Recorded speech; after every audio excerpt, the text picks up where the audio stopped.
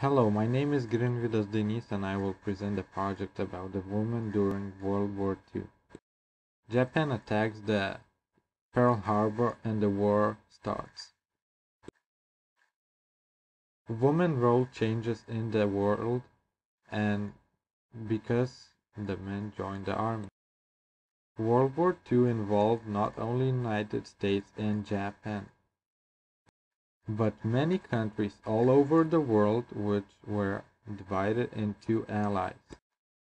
Women created many different societies and organizations to support each other. 350,000 women joined the army. Women in the army forces had many different jobs, like nurses, map readers, drivers, assistants, pilots, and many others. Women had to take over the men's jobs not only at home but sometimes at war front. Mostly there were no men left in the family at all.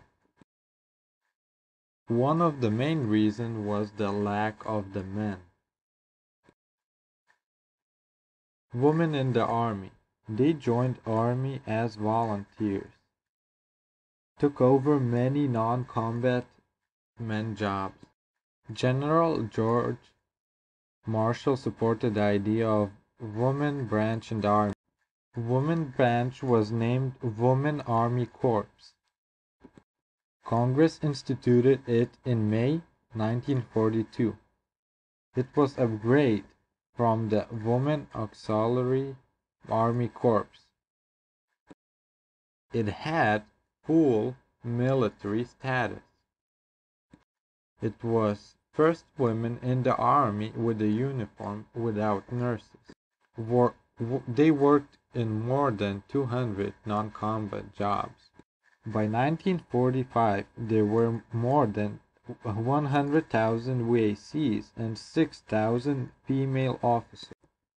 First Woman Army Corps director was Oveta Hobby. She was born in January 1905. She married Governor of Texas. Also, she achieved the rank of colonel and received the Distinguished Service Medal. She was first woman to receive this award. WAVs, Navy members of women accepted for volunteer emergency service. Held similar status as naval service. They provided support stateside.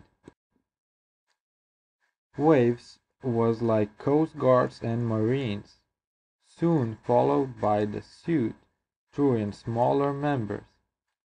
Women who served in Marines and Coast Guards were called SPARs, United States Coast Guard Women's Reserve, created in November 1940. She's a living legend. Nancy Lynch Castellano was one among 90,000 women across the country during World War II who formed a group called the WAVs, the only United States naval training school for the women's reserve in the country, located on the former Hunter College campus we know today as Lehman College. Castellano was a guest speaker for the release of her book, Looking Back at the WAVs, a chronicle of the Navy women of World War II. She shared what it's like to be back on the grounds of the place she served. It's an absolute thrill. I feel so blessed. It's almost eerie. It's surreal. The WAVs, short for Women Accepted for Voluntary Emergency Service, was signed into law by President Franklin Delano Roosevelt in 1942, providing women the opportunity to serve their country at a time when they were not allowed to actually be a part of the Navy. It was a wonderful thing that I think women did. It was wonderful for us, and it was wonderful as we really did help the country a lot by releasing the men for overseas duty. Barbara Thompson, who is coordinator of Veterans Military Affairs for Lehman College, says the campus has a rich past, a past that Castellano helped to shape. We thought, it would be important to have, to showcase the roles the women have played. Because women, unfortunately, are always forgotten during the World War II. Thought about, doing work on the home front instead of not really doing this kind of training. She was born and raised in Belleville, New Jersey. It was as an English major at Montclair Teachers College in 1944 that she enlisted into the WAVs. She graduated and remained at Hunter until October 1945, a month after World War II ended. She shared many stories about life on the campus where women trained for 6 weeks before going on their assignments. Stories that included a campaign visit by President Franklin Delano Roosevelt, entertainer Bob Hope. Some WAVs were in the Navy as nurses. They never had a formal officer status. WAVs were needed only in emergency. They were temporary. Establishing WAVs was a difficult process. When Navy started to lack of men, President Roosevelt would Congress sign the papers to train the women.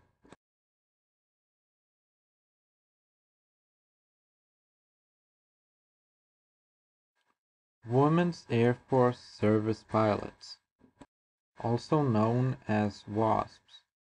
They could fly American military aircraft. They joined only in the emergency temporary, obtained pilot license, transported cargo, participated in stimulation, starving, and target missions. It was one of the most risky women's profession during war. 1,000 served, 38 died, but fallen wasps were never granted no military honor or benefit.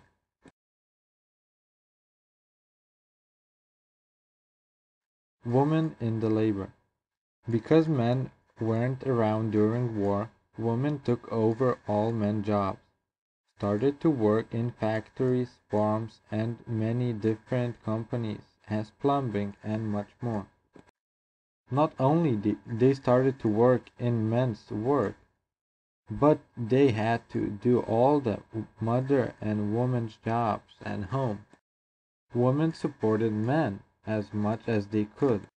They started to grow victory gardens, grow their food and canned it. Also, they did the same with vegetables and other foods.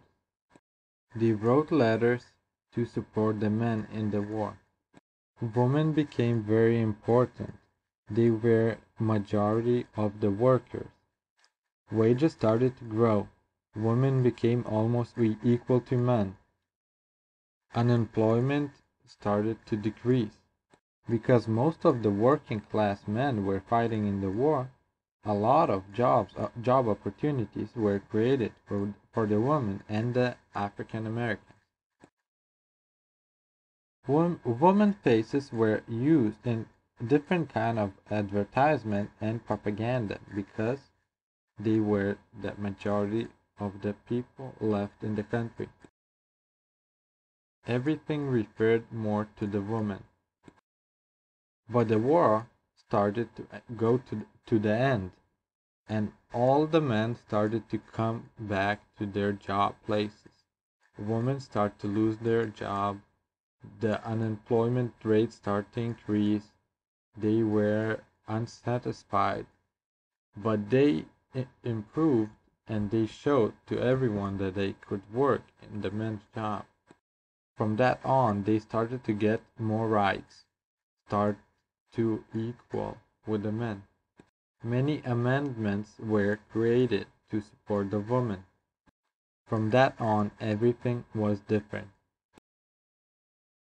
Thank you for watching. The project was presented by Grin Vidas Denise, and here are the links